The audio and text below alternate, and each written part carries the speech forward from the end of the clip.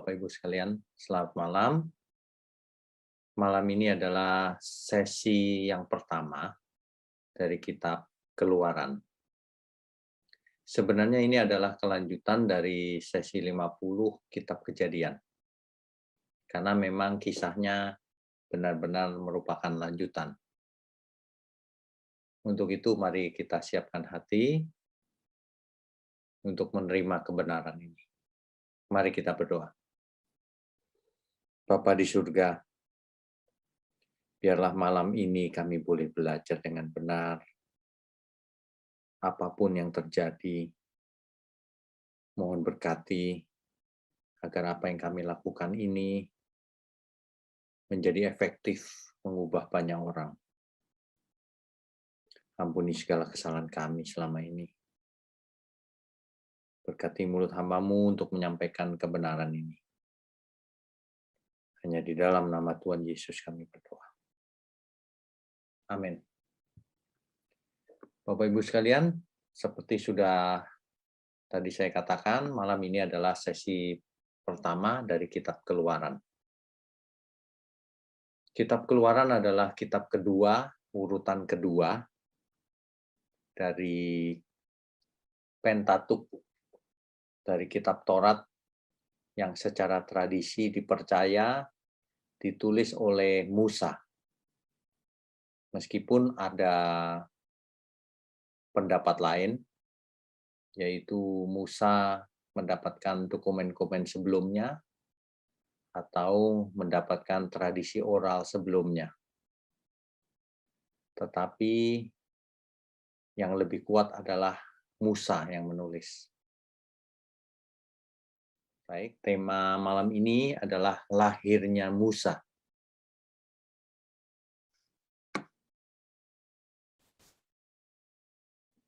Setelah kita belajar dalam sesi-sesi yang panjang kitab Kejadian, sebelum kita lanjutkan dengan kitab Keluaran,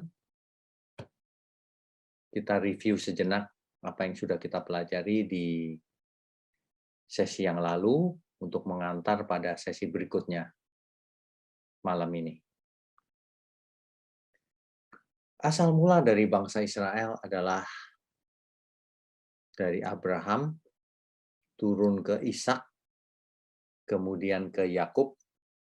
Yakub namanya diubah menjadi Israel. Jadi kitab Kejadian mengantarkan pembacanya pada awal dari terbentuknya bangsa Israel sebagai umat pilihan Allah. Dari Adam sampai pada Abraham, Ishak, dan Yakub atau Israel. Yang kemudian keturunannya hidup di Mesir dan berlipat ganda di sana menjadi bangsa yang jumlahnya besar, bahkan melebihi bangsa Mesir sendiri. Tapi perlu dicatat di sini, yang dinamakan bangsa pilihan atau umat pilihan, itu bukan berarti secara individu setiap umat Israel pasti selamat. Bukan itu maksudnya. Umat pilihan di sini dimaksud adalah sebagai bangsa pilihan yang mengemban pengenalan akan Allah, di mana silsilah keturunan Mesias lahir dari bangsa Israel. Nah, oke, kita lanjutkan dulu. Jadi sebenarnya ketika kita belajar kitab Kejadian, maka kita perlu memperhatikan silsilah daripada Mesias. Karena yang terutama adalah menuju Mesias, tentang keselamatan seluruh umat manusia. Allah sudah berjanji dengan Abraham, diulangi kepada Ishak dan kepada Yakub, bahwa melalui keturunanmu, seluruh bangsa di muka bumi akan mendapatkan berkat. Berkat yang dimaksud di sini adalah keselamatan di dalam Tuhan. Ya, seperti kita sudah pelajari bahwa dari keturunan Yakub dan Lea itu ada suku Yehuda Mesias lahir dari keturunan Yehuda, yaitu anak yang diperoleh dari Tamar. Ya, meskipun Yehuda punya skandal dengan Tamar, tapi rupanya Tuhan bisa pakai untuk meneruskan silsilah dari Mesias. Ini sudah kita bahas ya di sesi-sesi yang lalu. Baik. Jadi pembahasan kita meliputi area geografis yang luas yang disebut Fertile Crescent, yaitu suatu area yang berbentuk bulan sabit yang sangat subur. Ya, jadi mulai dari Ur-Kasdim sini, ini yang saya garis kuning ini, sampai kepada Mesir sebagian kecil, Sungai Nil di sini. Nah, ini membentuk seperti bulan sabit. Inilah daerah yang subur, di mana seluruh kisah-kisah kitab Kejadian ada di sini sebagian besar atau semuanya bahkan. Di kitab Keluaran nanti akan ada perluasan wilayah. Ini dia nanti wilayahnya. Karena bangsa Israel nanti akan keluar dari Mesir, dari perbudakan di Mesir, lalu menuju peninsula Sinai di sini. Di sini ada Gunung Sinai. Itu adalah pengertian lokasi Gunung Sinai secara geografis, secara tradisi, meskipun ada pendapat lain letak Gunung Sinai. Ya, kita lanjutkan dulu ya. Nah, kalau kita bicara kronologi, Yusuf mati sekitar tahun 1805, sedangkan Musa lahir tahun 1526. Jadi ada gap sebesar sekitar 300 tahun ya. Dari Yusuf mati sampai Musa lahir. Itulah sebabnya waktu antara Yusuf mati dan Musa lahir ini, bangsa Israel sudah sempat beranak cucu berlipat ganda jumlahnya. Menjadi sangat besar. Bahkan sampai melebihi penduduk Mesir yang asli. Ya. Baik, kita lanjutkan lagi. Oh ya, ini Musa. Ada yang pernah meragukan kebenarannya bahwa Musa itu menulis kitab suci. Alasannya karena di zamannya Musa belum ada tulisan, belum ada kertas, katanya begitu. Tapi sekarang kita tahu bahwa kertas sudah ditemukan, yaitu papirus di Mesir, dan sudah dipakai. Sehingga Musa tentu saja bisa menulis, karena Musa dididik di istana. Ya. Oke, baik, kita lanjutkan. Nah, di sesi-sesi yang lalu kita sudah belajar bahwa keturunan Yakub yang pindah ke Mesir seluruhnya ada 70 jiwa. Jadi Yakub dan ke-12 anaknya, kalau Yusuf sudah ada di Mesir, kemudian satu perempuan bernama Dina, ya, dan seluruh anak cucunya.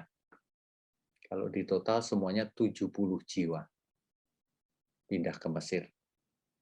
Dari 70 jiwa inilah kemudian berkembang pesat, berlipat ganda jumlahnya. Ya. Oke.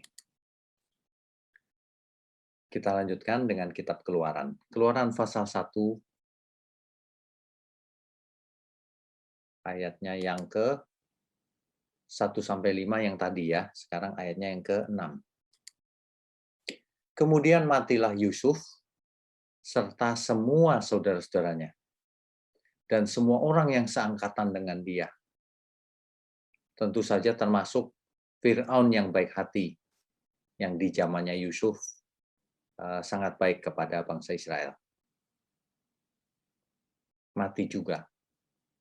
Generasi demi generasi berlangsung terus sekitar 300 tahun, lalu lahirlah Fir'aun yang baru. Mesir kemudian diperintah oleh Fir'aun yang baru yang tidak mengenal Yusuf. Ya. Ayat 7 sampai ayat 9. Orang-orang Israel beranak cucu dan tak terbilang jumlahnya. Jumlahnya sangat banyak. Mereka bertambah banyak dan dengan dahsyat berlipat ganda. Sehingga negeri itu dipenuhi mereka. Jadi di Mesir, bangsa Israel berlipat ganda, beranak cucu sangat pesat, cepat sekali pertumbuhannya.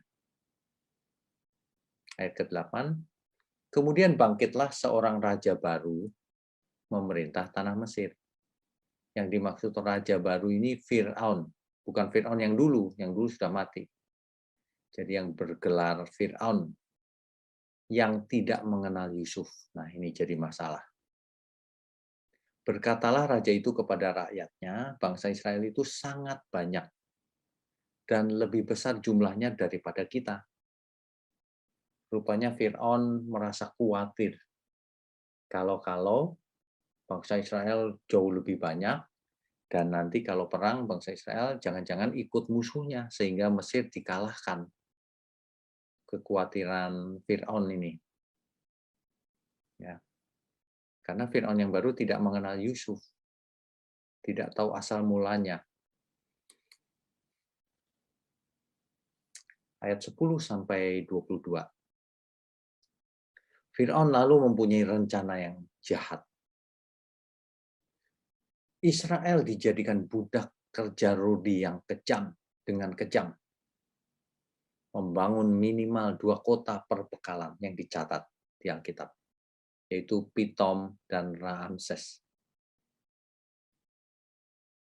Rencana ini kurang berhasil rupanya.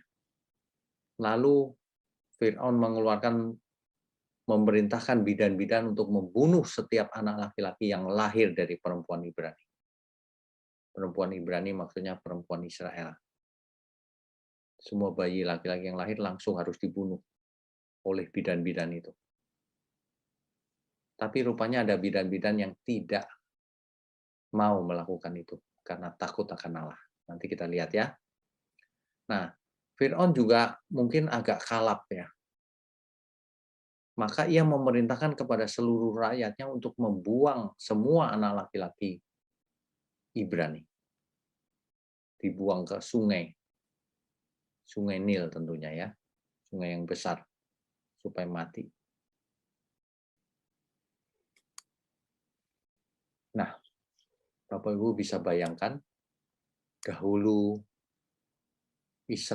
bangsa Israel datang sangat terhormat. Merupakan tamu terhormat Fir'aun. Disambut dengan baik, disediakan lokasi yang terbaik di Mesir. Dan mereka diberikan fasilitas yang terbaik di Mesir. Tetapi ketika Yusuf mati dan generasi berganti generasi, sang tamu terhormat menjadi budak di Mesir. Dijadikan budak oleh Fir'aun yang baru. Ini lukisan menggambarkan adanya kerja rodi ya, Bapak Ibu. Semua dikerja paksa, disiksa untuk membangun kota-kota perbekalan. Ya. Oke, kita lanjutkan dulu. Nah, kerja rodi di Mesir, meskipun bangsa Israel ditindas, tetapi makin bertambah banyak dan berkembang jumlah bangsa Israel. Sedangkan 2 orang bidan yang namanya Shifra dan Pua takut akan Allah. Sehingga kedua bidan ini, Shifra dan Pua ini tidak mau melakukan perintah Fir'aun untuk membunuh bayi-bayi Ibrani yang lahir.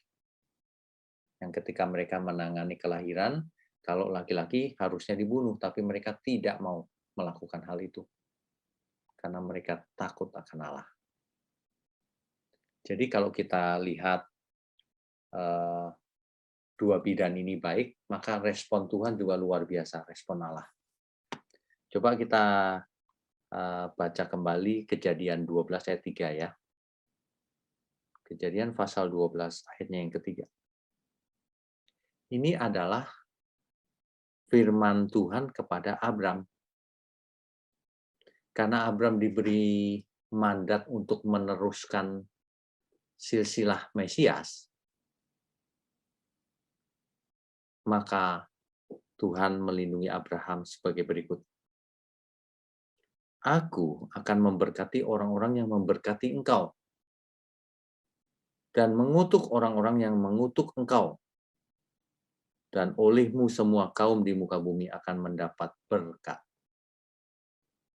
Jadi ini bukan karena Abraham baik, tapi karena Allah atau Tuhan memang membela pekerjaannya. Dalam teks asli, kalau mau dibahasakan sederhana begini. Tuhan akan berbuat baik kepada orang yang berbuat baik kepada Abraham. Tuhan yang balas.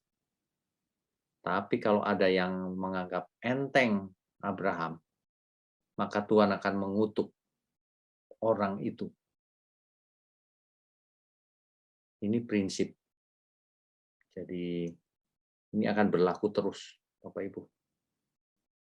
Coba kita baca Keluaran 1 ayat 20 ya. Jadi kedua bidan yang baik hati tadi, Shifra dan Pua, takut akan Allah. Ia membela bangsa Israel. Itu sebabnya bangsa Israel bertambah banyak dan berkembang melebihi orang Mesir sendiri. Nah, barulah Keluaran 1 ayat 20 ini dibaca. Maka Allah berbuat baik kepada bidan-bidan itu. Bertambah banyaklah bangsa itu dan sangat berlipat ganda. Jadi ketika kedua bidan ini baik kepada pekerjaan Tuhan sebenarnya itu, bahwa ini umat pilihan, maka Tuhan membalas. Tuhan juga berbuat baik kepada bidan-bidan itu. Jadi Bapak Ibu kalau ingin mendapat kasih Tuhan, ya kita harus ikut dalam pekerjaan Tuhan agar banyak orang diselamatkan. Jangan malah sebaliknya di internet buat hoax, menyerang sana, menyerang sini, menghina sesamanya. Ya. Mari kita ikut serta dalam pekerjaan Tuhan. Nah, di Keluaran pasal 2 inilah di pasal inilah Musa lahir. Dari ayat pertama. Seorang laki-laki dari keluarga Lewi kawin dengan seorang perempuan dari Lewi juga, suku Lewi. Yang dimaksud di sini adalah Amran dan Yokebed, yaitu orang tuanya Musa. Tahu dari mana? Ingat, Alkitab itu bisa ditulis ulang di kitab lain dengan lebih detail. Nah, kalau kita baca Keluaran 6 ayat 20 dan Bilangan 26 ayat 59, maka kita akan tahu yang dimaksud adalah Amran dan Yokebed, orang tua dari Musa.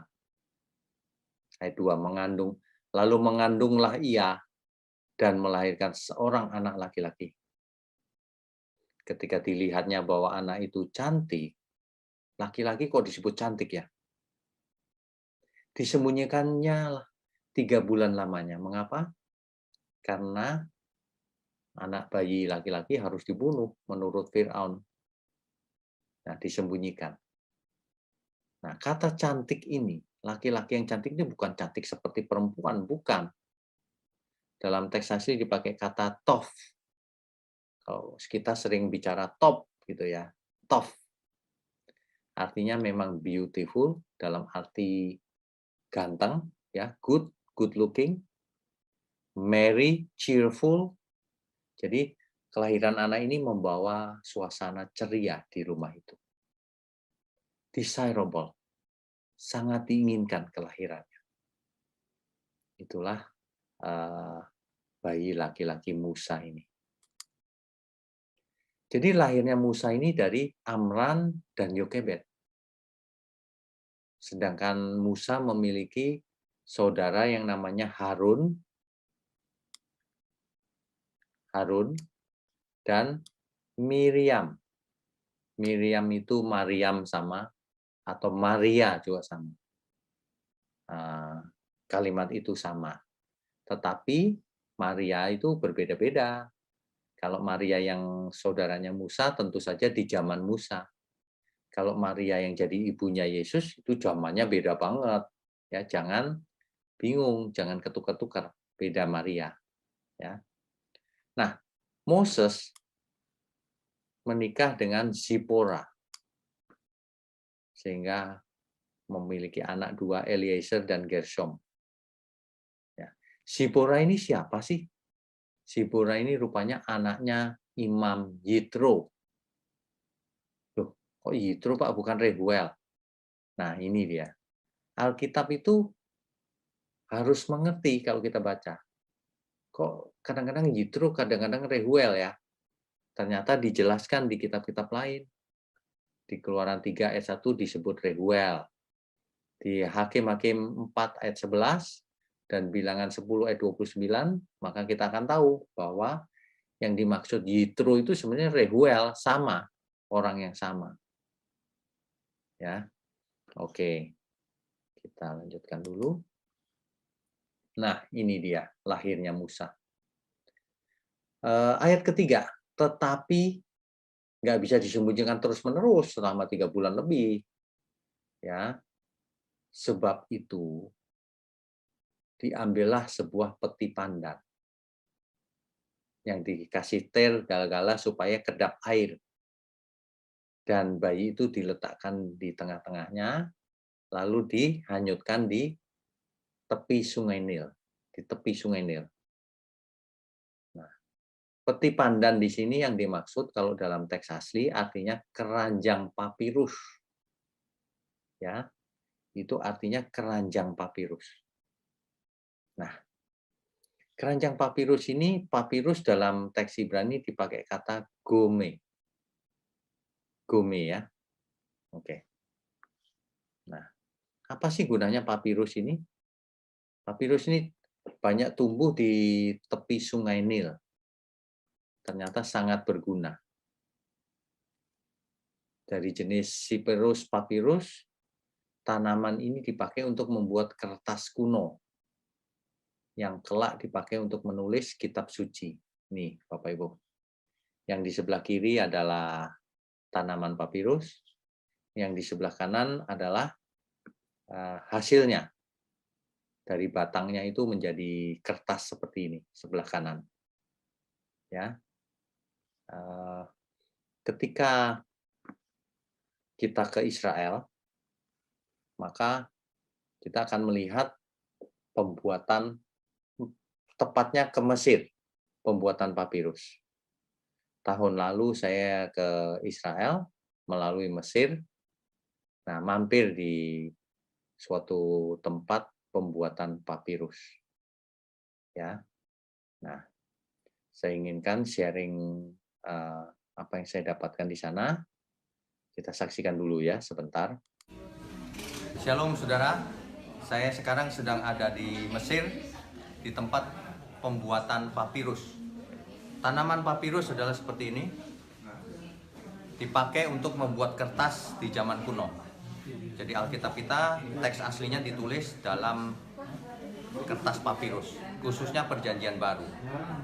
Nanti sebentar lagi kita akan dalam perjalanan menuju Saint Katrina. Di sana nanti kita menemukan Codex Sinaiticus. Nah, itu akan dibuat dari papirus, sebuah bahan kertas yang sangat kuat, yang tidak lekang oleh waktu, kecuali dalam waktu yang sangat lama. Dan inilah yang paling cocok untuk Alkitab kita. Bahkan ketika terendam oleh air, dia menjadi lebih kuat. Demikian, semoga ini bermanfaat buat kita semua. Puji Tuhan. Baik, Bapak Ibu sekalian, itu tadi adalah tanaman papirus yang dipakai untuk membuat kertas kuno dan ternyata dipakai untuk menulis manuskrip kitab suci, Alkitab. Khususnya Perjanjian Baru memakai kertas papirus ini. Ya, oke, kita lanjutkan. Baik, Bapak Ibu sekalian, jadi ketika kita pergi, itu ada banyak sekali mengunjungi tempat-tempat yang menambah pengetahuan kita tentang Alkitab. Ya, oke, lahirnya Musa, kakak perempuan Musa atau Miriam ya, atau Maria atau Mariam, itu berdiri di tempat yang agak jauh untuk melihat apa yang terjadi dengan adiknya ini yang ditaruh di keranjang lalu dihanyutkan di tepi Sungai Nil. Ya, oke.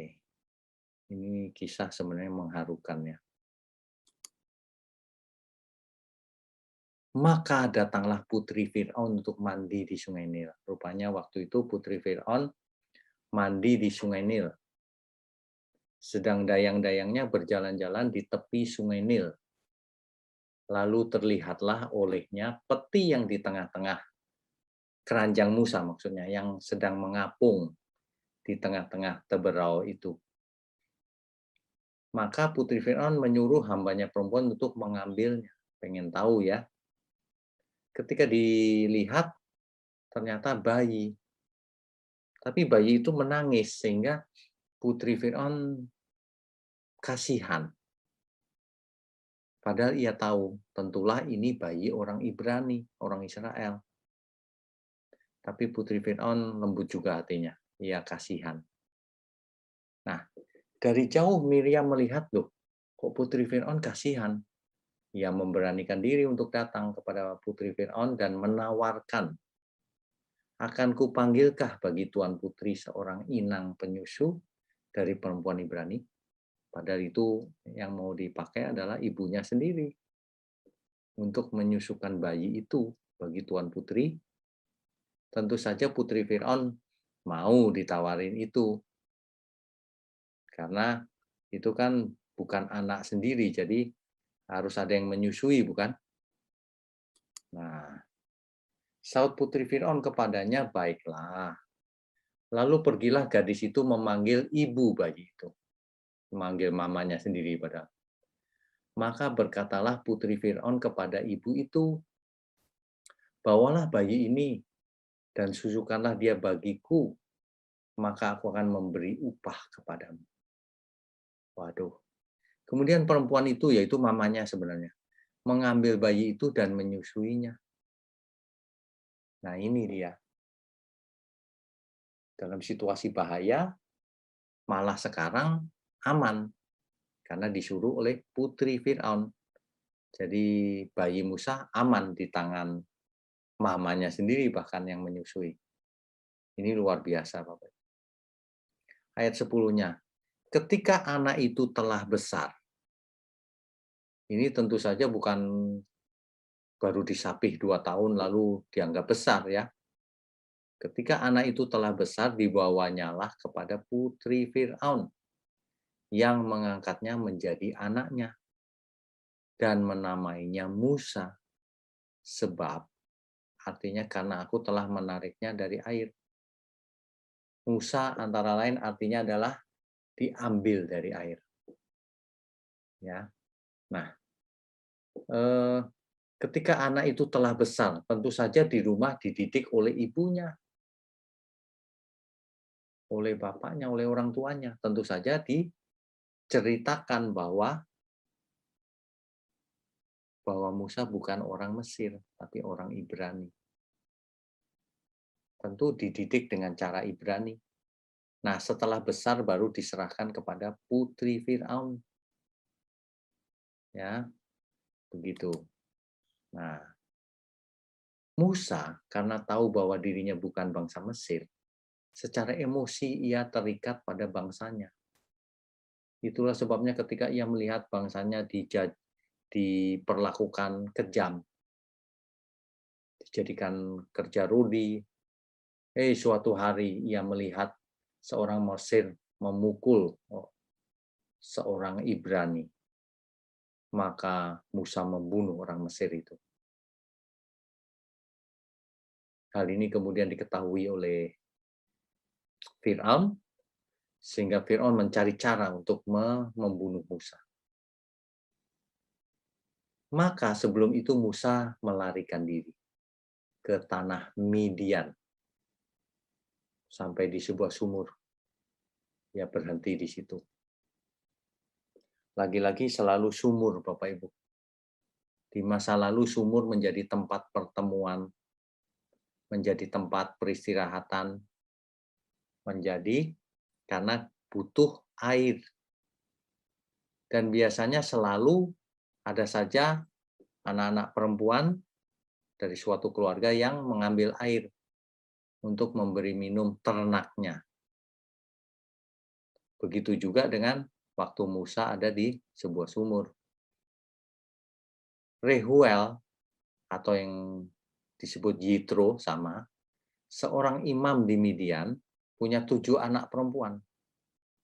Nah, anak-anak perempuan ini kemudian mau menimba air di sumur itu. Dan diganggu oleh para gembala. Musalah yang menolong.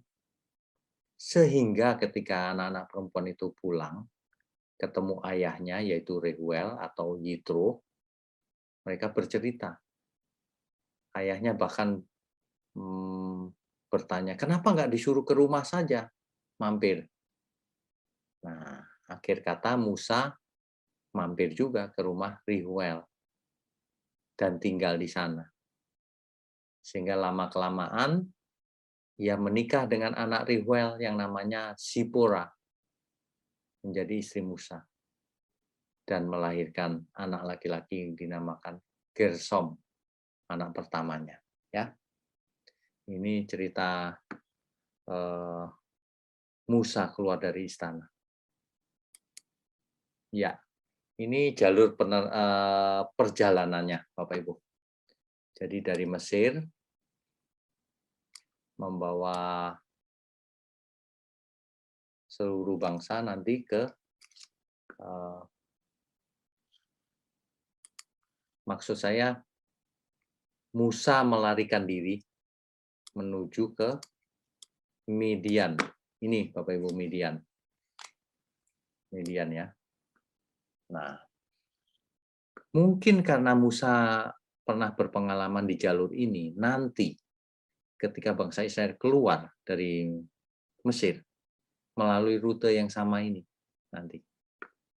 Padahal Kanaan ada di sini, di dekat sini. Harusnya ia bisa langsung ke Kanaan begini. Entah kenapa dia ke selatan dulu. Di sini lokasinya Gunung Sinai. Ya. Ini nih, Mount Sinai. Nah, begitu. Hari ini Midian itu di sebelah timur peninsula ini, Bapak Ibu. Ini yang saya lingkari dengan garis merah ini, Midian. Adanya di sebelah timur Sinai Peninsula, letaknya ada di Saudi Arabia, perbatasan dengan Yordan. Ya. Begitu. Oke. Nah, Rabu depan sesi kedua ini menarik. Nanti Musa akan bertanya, bagaimana dengan namamu Tuhan kalau engkau mengutus aku? Dan dijawabnya adalah aku adalah aku. Apa itu artinya? Kita akan bahas di Rabu depan. Ya. Nah, saat ini kita sudah sampai pada Musa memiliki keturunan. Ya. Musa memiliki keturunan. Nah, Bapak Ibu sekalian, kalau kita melihat kisah ini, semuanya bukan sandiwara loh. Ini kisah historis. Makanya kita harus meresponi setiap kejadian dengan benar. Sama seperti Musa. Nanti kita akan melihat bagaimana Tuhan memakai Musa secara luar biasa untuk memimpin Israel. Ya. Oke, Bapak Ibu. Saya rasa malam ini cukup. Sampai di sini kita sambung Rabu minggu depan. Mari kita berdoa. Bapa di surga, kami sungguh mengucap syukur kalau kami boleh belajar dengan benar firman kebenaran, kitab suci. Bapa, mohon berkat-Mu, berkati program ini, agar melalui program ini banyak jiwa disadarkan dan banyak jiwa berubah seturut kehendak Tuhan. Terima kasih Bapak. Ada banyak tangan-tangan yang mendukung program ini. Mohon berkat-Mu turun atas mereka. Kesehatan, umur panjang. Juga untuk seluruh umat Tuhan dimanapun berada. Tuhan berkati mereka agar mereka mengerti kebenaran. Dan hidup mereka diubahkan. Terima kasih Bapak. Hanya di dalam nama Tuhan Yesus Kristus kami berdoa dan mengucap syukur. Amin. Amin Bapak Ibu. Sampai Rabu depan. Saudara sekalian, bicara soal kebenaran, setiap orang merasa benar. Makanya semua kecap dinomor satukan. Ada orang yang mengatakan saya paling benar, ini paling benar, itu paling benar. Mana sebenarnya yang paling benar? Oleh sebab itu, hadiri seminar 7 natur kebenaran dan aplikasinya. Seminar ini wajib dihadiri oleh para teolog, apologet, pengkhotbah, bahkan oleh para jemaat sendiri. Agar kita bisa membedakan manakah yang benar, manakah yang salah. Inilah alat uji kebenaran yang sangat objektif dan alkitabiah. Pastikan saudara ikut dan ajak seluruh saudara dan sahabat-sahabat. Bapak-bapak dan ibu-ibu yang terkasih dimanapun berada, yuk kita belajar pelajaran Alkitab bersama secara online. Setiap hari Rabu jam 7 malam bersama pendeta Bapak Wignio Tanto secara online, bisa melalui Zoom. Tetapi kita harus mendaftarkan dulu ke nomor berikut ini. Selamat bergabung dan Tuhan Yesus memberkati.